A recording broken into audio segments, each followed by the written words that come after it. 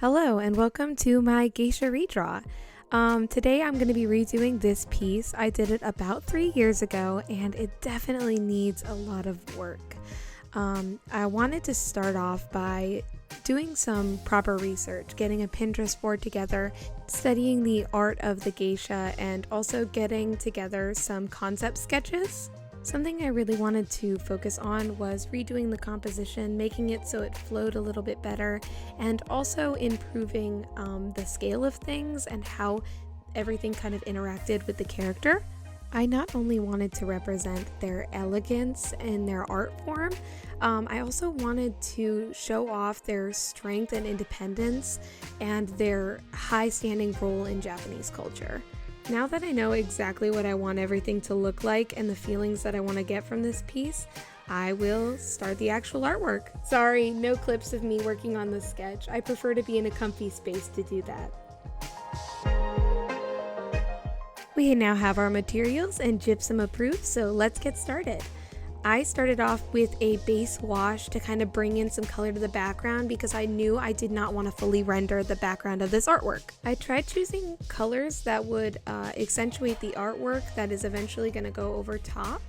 I wanted to do kind of a pink wash at the top because that's where our cherry blossoms are going to be. I ended up deciding I wanted to go for kind of a sun and moon subtle effect on either side of her face just to bring in this naturalistic element. And now that I've got the background to where I'm happy with it, I am painting her makeup. I decided to go for kind of a traditional / modern style with the face makeup. I found this really cute makeup look on Pinterest and I decided that's what I wanted to go with. Originally it was a really bright red look and I started off going for that, but I wanted to tone it down a little bit and it ended up being like kind of a burnt umber pinkish red, if that makes any sense.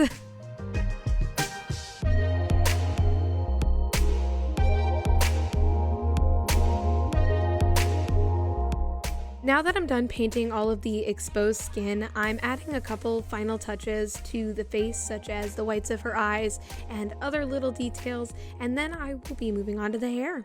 Now for the hair, I looked up a lot of photo references, but I decided to go for a half up, half down kind of look. I felt like it looked really prim and proper being up, but at the same time, letting it down made it a little more organic and flowy, and I just felt like it suited her face better, having those little tufts of hair around the side. And of course, since I'm trying to go for cultural accuracy, I decided to make the hair black.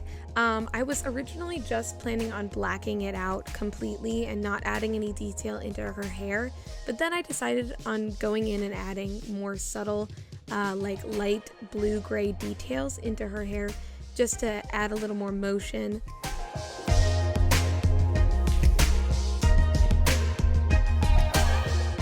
Her eyes are my absolute favorite portion of this piece. Her eyes just make me feel like this sense of mystery and like I want to get to know who this person is in real life, even though she is a character I made up myself.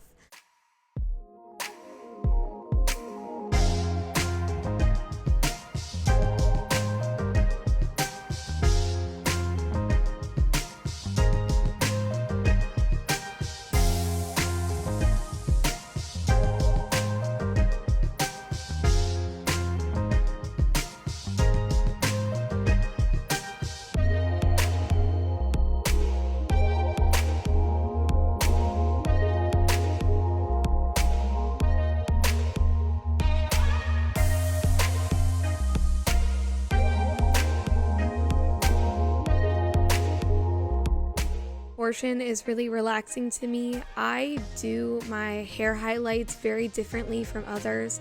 I prefer circles. They just draw my eye a little bit more than just slight glares and or like blocked color.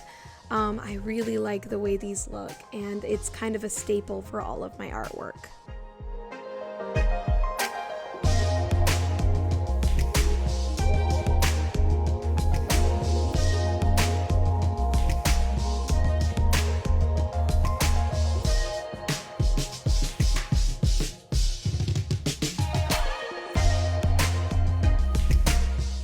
And after one day of working on art, we are on to the next.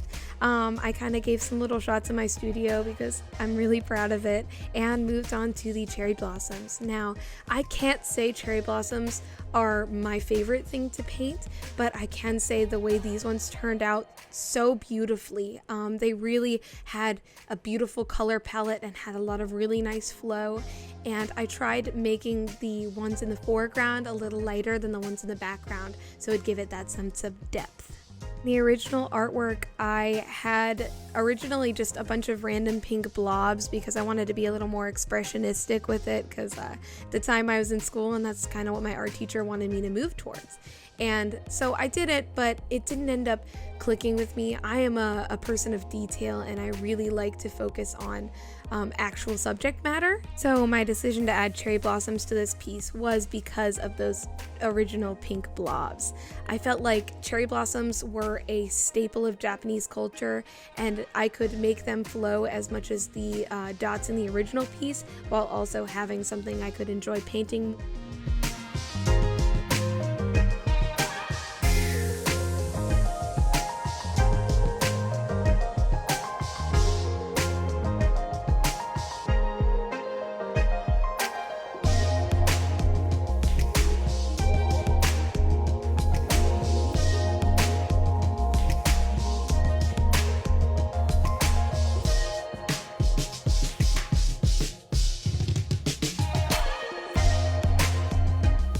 Now that we are almost complete with the cherry blossoms, I am planning on moving on to the dragon next.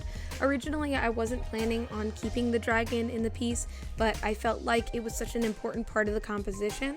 In the original one, the dragon looked really stumpy and fat, and I really didn't like the way it looked. So I decided to thin him out a little bit and make him guide your eye through the piece a little bit more. I did keep his original color palette, but instead of painting the details yellow, I did go in later on with a proper gold to add some shine to the artwork.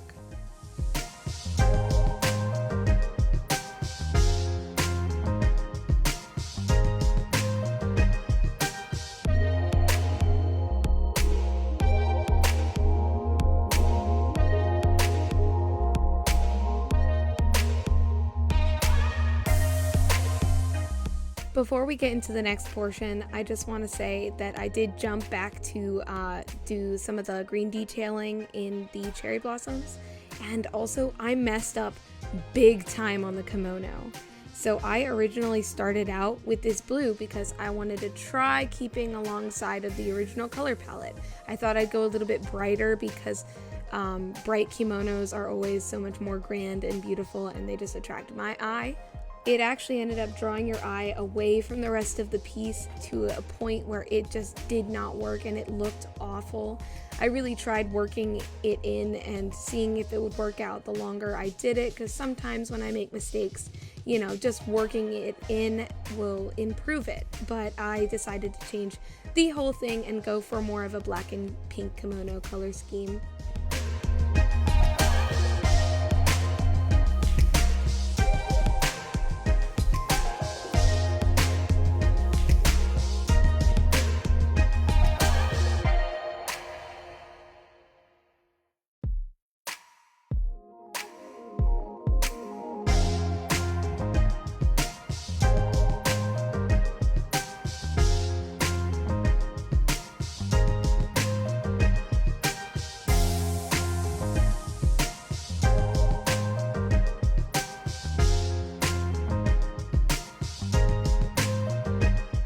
I do think the pink ended up looking a lot better, and the strap of the kimono really ties in with the cherry blossoms at the top of the artwork, and I feel like it really just tied everything together. And even though I made such a large mistake at the beginning, I was able to fix it and be so immensely happy with it, and that just teaches you a thing or two about trusting the process.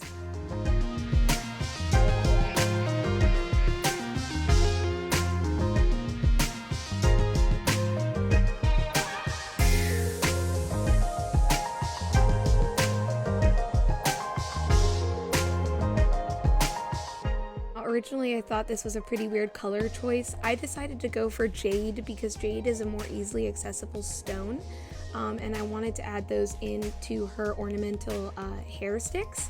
and also into the flower ornaments on both sides of her hair. It ended up being a really great decision because it tied in the greens that I had in the cherry blossoms while also tying in the blue of the dragon's eye. I really wanted his eyes to pop and be some unnatural color, and I feel like this was just a very happy medium.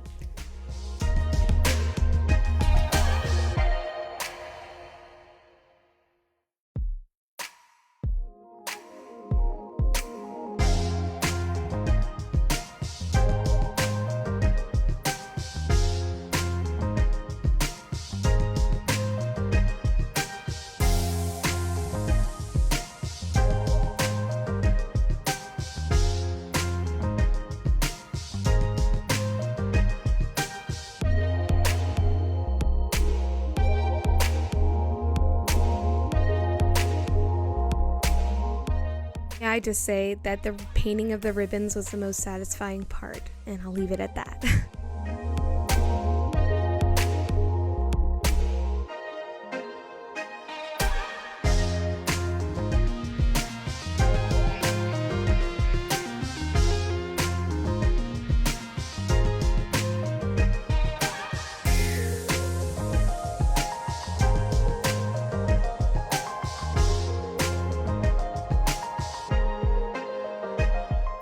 Honestly, I add gold accents to almost all of my pieces. I feel like it adds another level and it's another staple of my artwork. This, on the other hand, is to a whole new level. I did so many things with it. I did the center of the flowers, I did portions of her hair ornaments, some ear jewelry, and also parts of the dragon and the kimono. So there is a little bit of gold in all of this piece.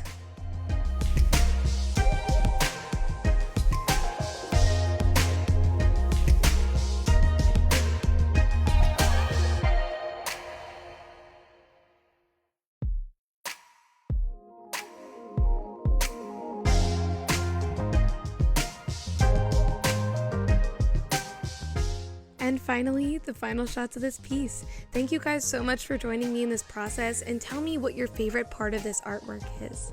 And of course, like, share, and subscribe if you want to support me and my artwork.